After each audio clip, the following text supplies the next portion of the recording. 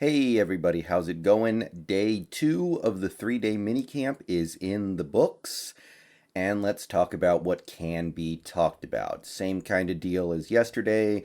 I'll talk about what the beat reporters on Twitter saw at the VMAC today, or well, now yesterday, and I'll talk about what the players and maybe some of the coaches had to say, and we'll try to find some way to glean some information out of all of this. I know it's just a 3-day mini camp, but there's definitely stuff you can pick up here. So before we get into the actual mini camp events of yesterday, we did make one roster move. The Seahawks released UDFA running back BJ Emmons and re-signed tight end Dominic Wood Anderson, who was actually with the team last year as a UDFA. The fact that he was here as a UDFA last year does potentially give him an advantage in trying to secure maybe a practice squad spot. I don't think there's a 53-man spot open for him because our top three tight ends seem pretty set in stone. But the fact that he was here last year, at least some, should give him a leg up, even if we're installing the new offense. Now, I don't know if I like his chances or not, but I do know that we are looking for a practice squad tight end behind Everett, Disley, and Parkinson. And obviously, Gugimos was not the guy. We've had Tyler Mabry for a couple years. I think we know he's not the guy. So I got to give a guy like Dominic Wood Anderson, without knowing very much about him at all, a chance. So that's the roster move. I don't know how much it will end up meaning, if anything, but we continue to shuffle the deck chairs around on the boat. And again, we have extra practice squad spots this year because they're reopening it up to 16 supposedly, and we actually have 17. So maybe he can latch on there. We'll see. Okay, so training camp. Brady Henderson had a few more tweets on what he saw out there, so let's go through these various headlines he put out there. Here's some defensive line work. I'm not going to play the video on this video because I'm sure YouTube will not appreciate that, but you can go to Brady Henderson's Twitter and watch these videos yourself. There are other places where you can find similar video clips to see players doing work. Here's some of the defensive linemen in drills today. Daryl Taylor, Walter Palmore, and Alton Robinson. One note is that Dunlap did not practice today because he is ill. I don't know how much practice he would need to be doing anyway, but it's kind of interesting because right now, whenever you say ill, somebody's sick, everybody, you know what everyone starts assuming. But I guess that's not the case.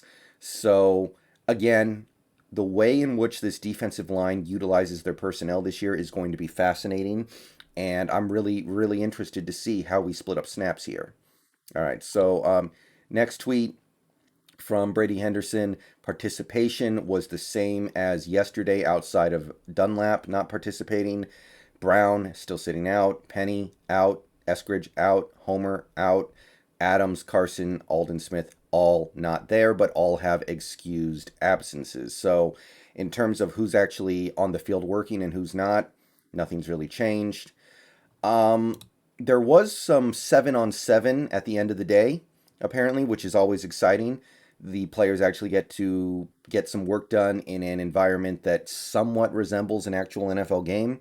So Brady Henderson says that the highlight from the 7-on-7 today was DJ Dallas hauling in a long touchdown pass from Geno Smith while falling to the turf. Now, I don't want to get anybody too excited about DJ Dallas because what I saw last year did not impress me, and it's going to take more than a good offseason for him to actually do something to get my attention. But this team needs a third down back. Can't be Chris Carson because he's the every down back. Rashad Penny, even if he's on the field, I don't know if that's his game. I know coming out of college, Rashad Penny was supposed to be a pass catcher, but so far in the NFL, even when he's played and even when he's done well, catching passes has not really been his game.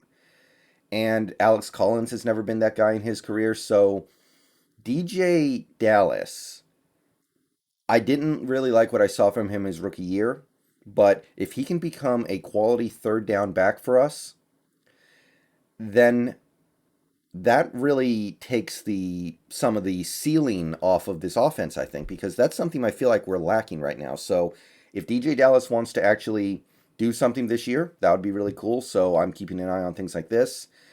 And this is going to segue into some of the stuff I cover next, but it's getting a little hard to not get excited about Robert Nkemdiche, isn't it?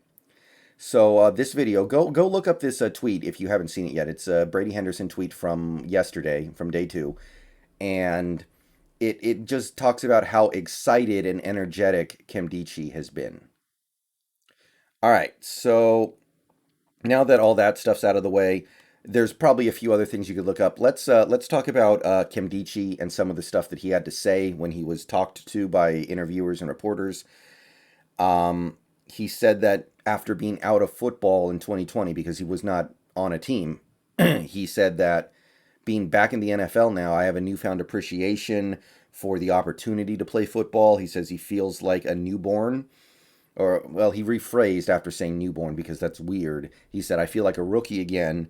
And he said that he can line up at defensive tackle or defensive end wherever we need him. He can play, which, look, our defensive line's already crowded as it is, but versatility can only help, right? We don't really have any, but well, okay, let me take that back.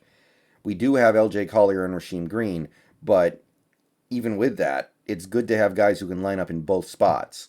So Nkemdiche clearly projects as a three tech type of defensive tackle, but if he can play five tech as well, maybe this guy ends up being the Aldon Smith replacement. How sweet would that be? That's a possibility I haven't even considered yet, but stick with me, guys. What if Robert Nkemdiche is the Aldon Smith replacement if and when Aldon Smith is kicked out of the league? Just putting it out there. A five tech to back up Kerry Hyder. All right. So that was most of the Nkemdiche stuff. I don't want to get anybody too hyped, but it's kind of getting hard to not get a little hyped, right?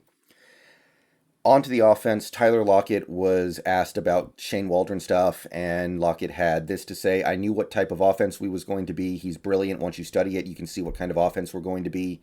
Lockett says he's really enjoyed picking Waldron's brain so far, very satisfied with how everyone is picking things up.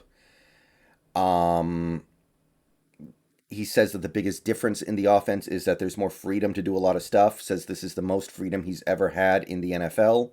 More freedom in routes being run as opposed to having to always run to a specific spot. So it sounds like there's a little more creativity. And that's something that really, really killed our offense last year when all we had were go routes. And once teams took that away, we didn't have a good answer to it. He also said that there's a change in the tempo of the offense. He said there was a faster huddle, which is huge. One of the biggest problems with this team over the last several years has been they don't get out of the huddle fast enough. They're getting up to the line with 3 seconds left on the play clock. They're taking delay of games. They're taking timeouts. They're false starting because they're not getting to the line fast enough. So that's huge. It's great to hear it from Lockett. Also says that a big change in the offense will be taking what the defense gives them. So that obviously has a ton to do with the shortcomings of last year's postseason. So the emphasis on a short passing game, which Lockett also mentioned, is very, very good to hear. And he also said he wants to be more of a threat after the catch. Yards after the catch will be an emphasis under Shane Waldron, which I talked about quite a bit in the past. And yeah, he it's just words coming out of a dude's mouth, but he said everything that I wanted to hear. So really happy to hear about all that. Lockett had a lot of positive things to say about Waldron. I appreciated all of it. And yeah, that's basically the rundown of what we got from the second day of minicamps. Third and final day today. We'll see what we get out of it, but those are the big takeaways. Lockett saying all the right things about this new coordinator, and Robert Nkemdiche again. I don't want to fall into the trap, but seriously, what if Aldon Smith gets kicked out of the league in a month, which I expect him to, and Nkemdiche becomes our backup five tech behind Kerry Hyder? How beautiful would that be? How amazing would that be, guys? Like, I talk about finding plutonium by accident. But I don't want to get too far ahead of myself. We'll get a better idea of how things look when the actual training camp rolls around. But hey, why not get excited about things a little bit right now? All right.